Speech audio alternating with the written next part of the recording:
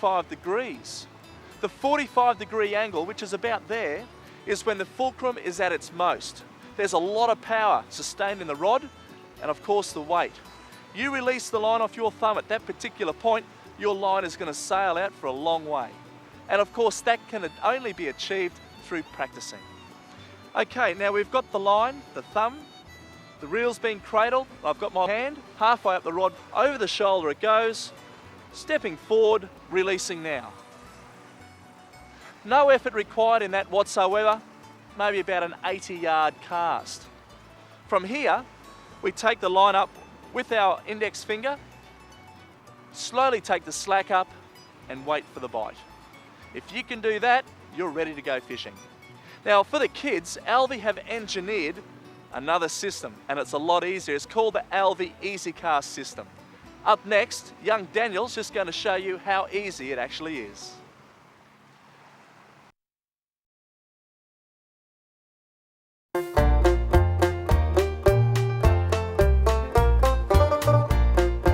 Hi, my name is Daniel. I have been learning about the Alvey Easy Cast system. It's real easy and it's real fun for the kids. Number 1, you put the line around the log, put your thumb over it, twist the reel, and when you go to cast out, take your thumb off it, like so. It's real fun and it's real easy. Good on you, Alvey.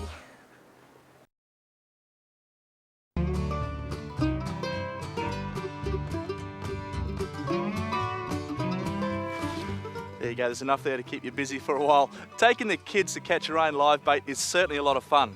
Well, we're catching yabbies, can be found around most sand flats along the Australian coastline. Alvey have engineered the yabby pump. Quite simple really. A stainless steel tube, a plunger, and it pulls the baits out of the sand. As you can see, it's quite easy. There's a few more. And you'll find yabbies are an excellent bait. They're fantastic and they are so fresh while they're live. You want to make sure that you find a great yabby bank. Quite simple really, just look for the holes. Another telltale sign of finding a good yabby bank is coming here at low tide. It'll look like a moon crater because all the stingrays come up here and flap their flaps and suck up the yabbies out of the holes. So, around here resembles that moon type surface. We'll keep going, eh? It can get a little bit messy, but if you do it correctly, you'll have a lot of fun, I can assure you of that. Now, sometimes you're going to find, grab all the gear mate, come on. Sometimes you're going to find the water's going to be higher than when you come here previously, so basically the tide's on its way in. Alvey have engineered a sieve. Basically, it's a kind of plastic tube, a lot of holes in the bottom, and we can put that in the water. This is how we do it. Put it down there for me, mate. Give it a shake.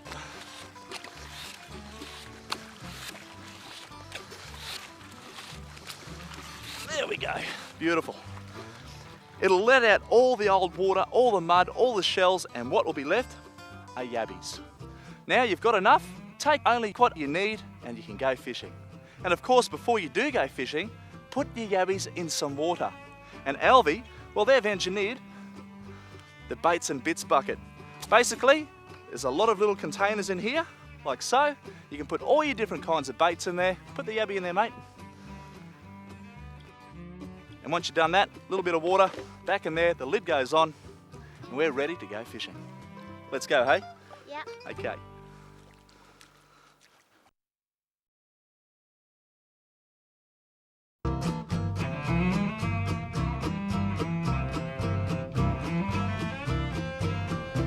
Now when fishing the light surf scenario, you're best off catching the bait right at your feet, in this case, beach worms. Now I've got the stinky. What's a stinky? Well, it's an onion bag filled with old fish frames or pilchards or just old bait that you don't want to throw away. And of course we've got a rope tied to the top of it. Now with that, we have the Alvey bait bucket. We're going to put our worms in that. Saves us walking all the way back up the beach to a car or the bucket or back where your gear is. And we've got the worm pliers. Alvey have engineered these to help us. It basically allows us to catch the worm when he sticks his head out of the sand. They will come in handy and I can guarantee it.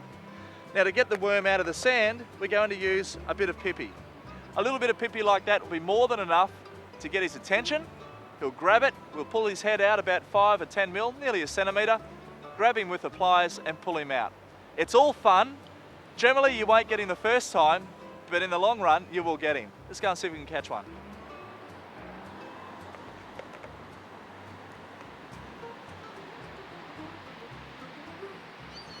Now what we have to do is find a bank where the wave's coming right up, like so, and just wave the stinky about. When the wave goes back out, what you should find is a lot of heads sticking up. They're the worms. We'll work back up here. Always come back with the wave. You don't want to be down there where it's knee deep. And never let anyone walk in front of you when you're worming. The pressure on the sand will keep them down.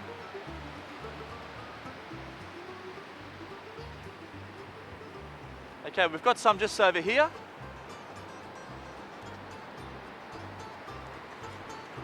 Wave the stinky about, and here we go.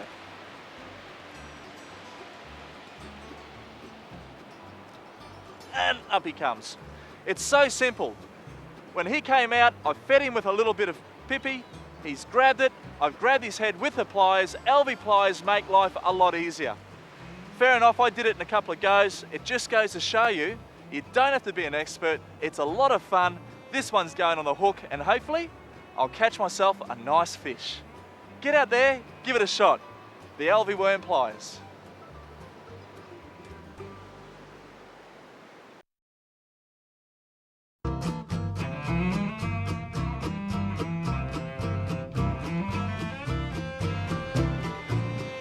Gathering pippies can be a lot of fun, and they're a really good bait for dart, whiting, brim, flathead, jewfish, the list goes on. And they can be found right along most beaches. Also known as cockles, these little beauties are a great food source for all those fish waiting in the local gutters. Now how do we catch them? Well, it's quite simple. At low tide, when the cars have been driving up and down the beach, what you'll find, a lot of bumps will appear. Small molehill type mounds. Now they're the pippies that have been pushed up by the cars. Now once you go and find those, all you have to do is stick a knife or a screwdriver in there and flick them out, and you'll have yourself a pippy. Now if you're on a beach where there's no cars driving along, there's no pressure being put on the sand, I'm going to show you the pippy shuffle. Come with me. All we need are our feet. We've got a wave up here, ankles together, and away we go. You go down to a depth of around your ankles, pull out, go to the next one. You do need a wave to come up to you, because if you don't have that wave washing around your feet, well, it's pretty hard to do it in dry sand. Okay? I think Johnny O'Keefe invented the pippy shake. So what we have to do is wait for that wave to come up, and we should find ourselves some pippies. You can also get down and dig around in the sand, but you've got to be careful of that because there's rocks and everything as well. Okay, we've got a bit of water coming up. It's more than enough, and away we go. You'll feel underneath your heel a small type rock or a shell. That should be the pippy, just like so. There we go. A beautiful pippy. Put him in the bucket, and we'll go for another one. Okay, again, it's a little bit hard. We have to wait for another wave. Here we go. Certain rules and regulations allow you to take only a certain amount of pippies in different states. It's a bit like fishing. Different rules, different regulations, different sizes, different bag limits. Got 2 on that one. Catching pippies is certainly a lot of fun. But you have to remember those rules and regulations pretty much do apply in all different areas. So, all you want to do now, break it open, and inside you have a wonderful bait ready to go onto the hook. Get out there, it's a lot of fun.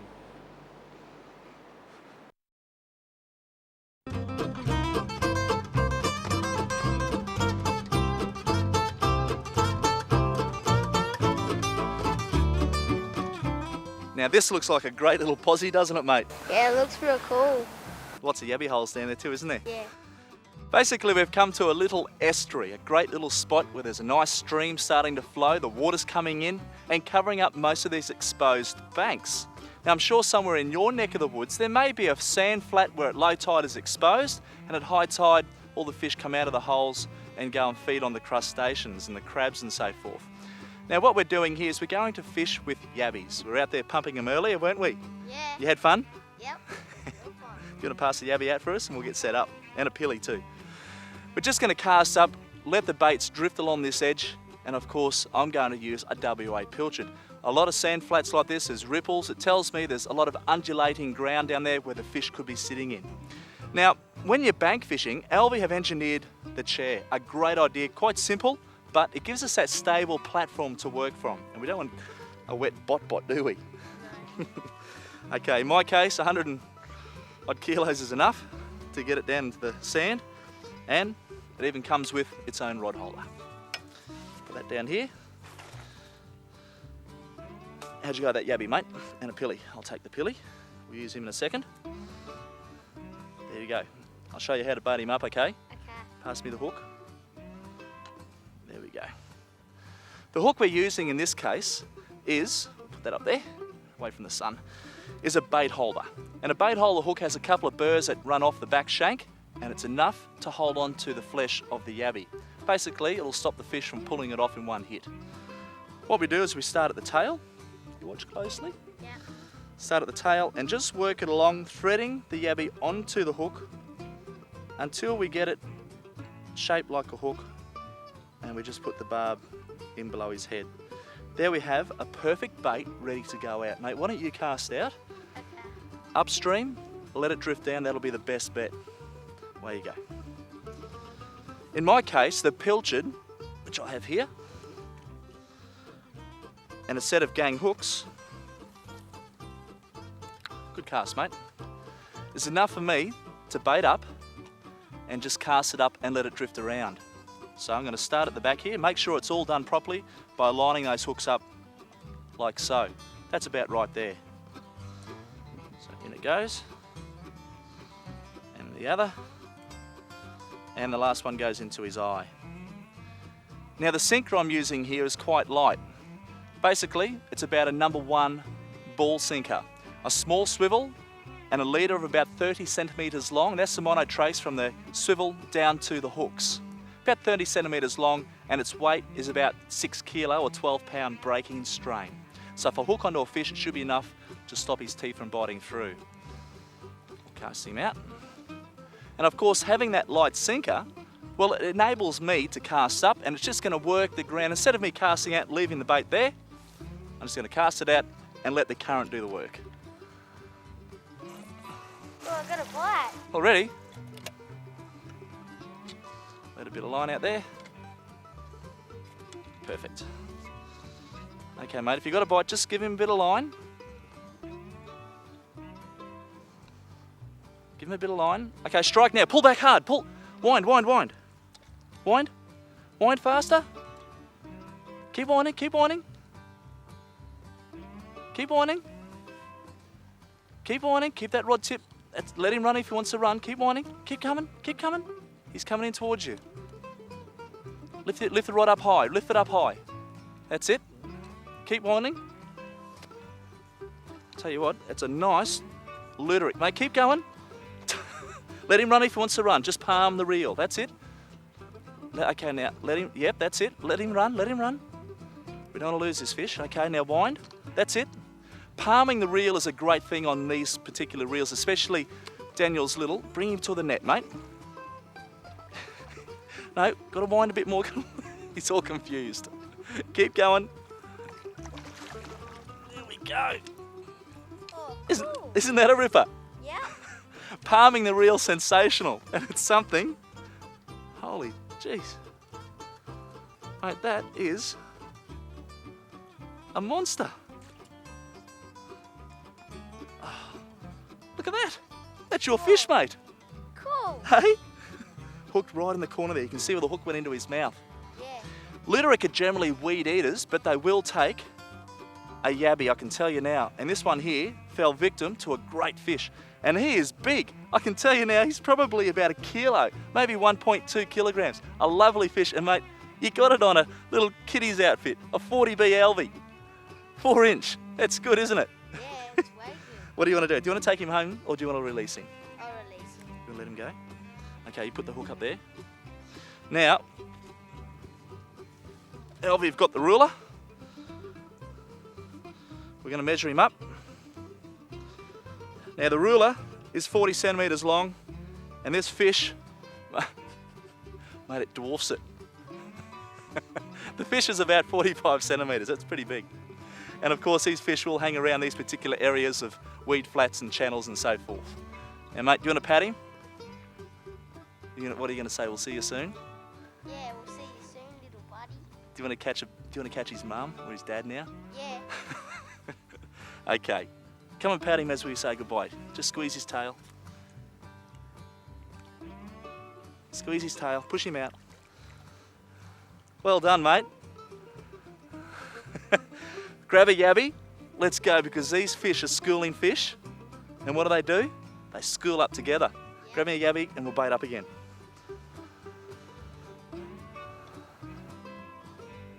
Hang on.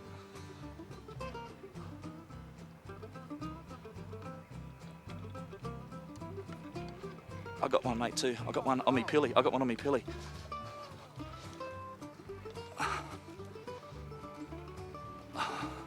I got one on me pilly.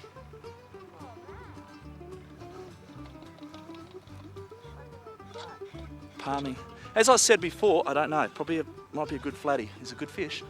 Palming the reel is a necessity when you're fishing these particular areas. And what we want to do is let the fish take line when he has to take line by putting our hand under the spool and winding, oh God, no, it's all right, I got him, and winding back as we bring him in. And like so, I can let him run when he wants to run.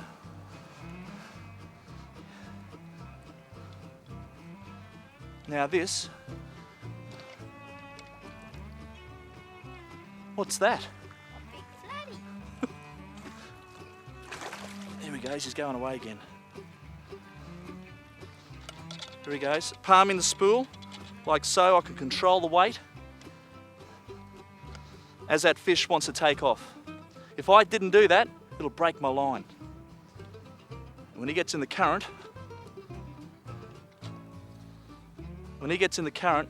he is really putting his weight to the test.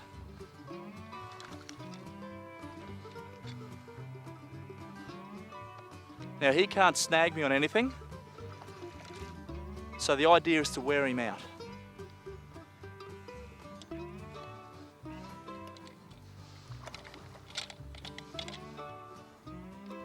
Fantastic fish.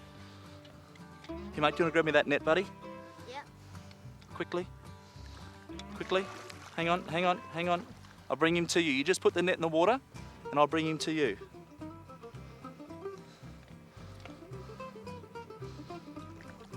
Okay, lift the net now.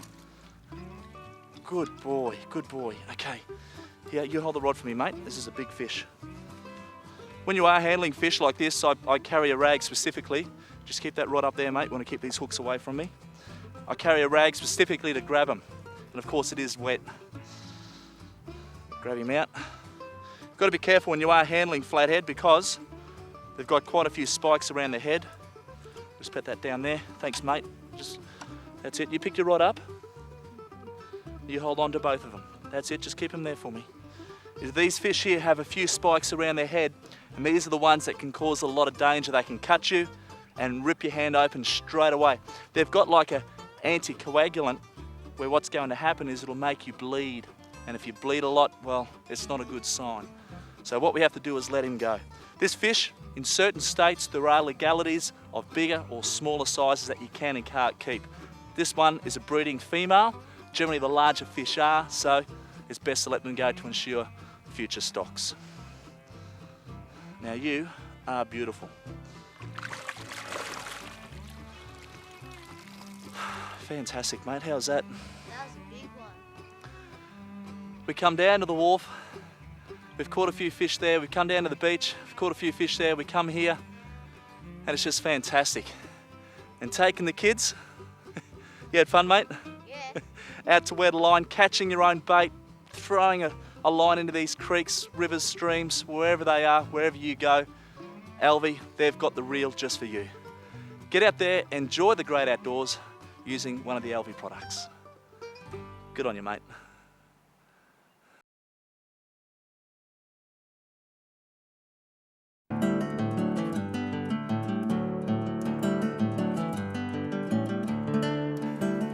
You know, going boating can certainly be a lot of fun. You just don't know where you're going to end up, so make sure you have plenty of fuel on board. But where I've come today is a spot where there's a lot of mangrove roots, the tide's up towards the top, and the fish hopefully coming out of the channels and feeding around the root systems. Now the rig that I'm using here, a small bean sinker and a number 1 mid-shank hook. Now this particular rig, well, I think it's going to suit a purpose in this area. You'll find those 2 swivels will eliminate any line twist that occurs because there's a little bit of current sort of moving around here. Although the tide's nearly stopped, but once it starts to turn, it really does rush out. And that's where I'm hoping to pick up a fish. Now, around all this mud and mangrove root system, there should be prawns. Fresh local prawns caught out of the area here. These baits are going to work wonders. Now, wherever you end up fishing in your neck of the woods, it's something that you should look for as well. Get out there, find what bait's being caught in that particular river system, go and buy some and use it. That's what the fish are used to feeding on, okay? Now, there's 101 different ways of baiting a prawn up. I'm going to show you a simple one, probably the most effective because bait presentation has to be of a high standard. If it's something that's just chucked on the hook, the fish are going to look at it and go, hang on, that's not looking right. Whereas if it's nice and simple, plain, and the hook's coming out of the belly, it'll look al natural. And this is how we do it. Let's get rid of these ones.